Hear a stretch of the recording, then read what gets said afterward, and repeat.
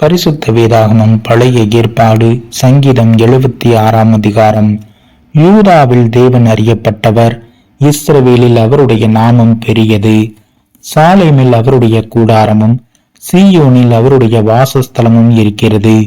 அங்கே இருந்து வில்லின் அம்புகளையும் கேடகத்தையும் பட்டயத்தையும் யுத்தத்தையும் முறித்தார்.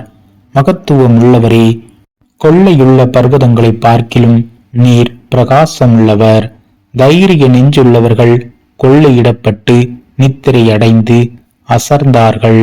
வல்லமையுள்ள எல்லா மனுஷருடைய கைகளும் அவர்களுக்கு உதவாமற் போயிற்று. யாக்கோபின் தேவனே, உம்முடைய கண்டிதத்தினால் ரதங்களும் குதிரைகளும் உறங்கி விழுந்தது. நீரே பயங்கரமானவர். உமது கோபம் விழும்போது உமக்கு முன்பாக நிற்பவன் யார்?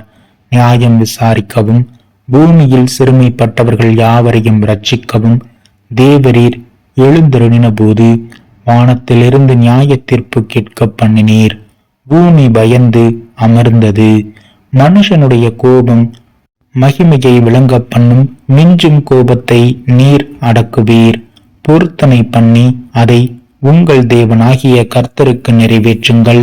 அவரை சூழ்ந்து இருக்கிற அனைவரும் பயங்கரமானவருக்கு காணிக்கைகளை கொண்டு வர கடவர்கள். பிரபுக்களின் ஆவியை அடக்குவார். பூமியின் ராஜாக்களுக்கு அவர் பயங்கரமானவர்.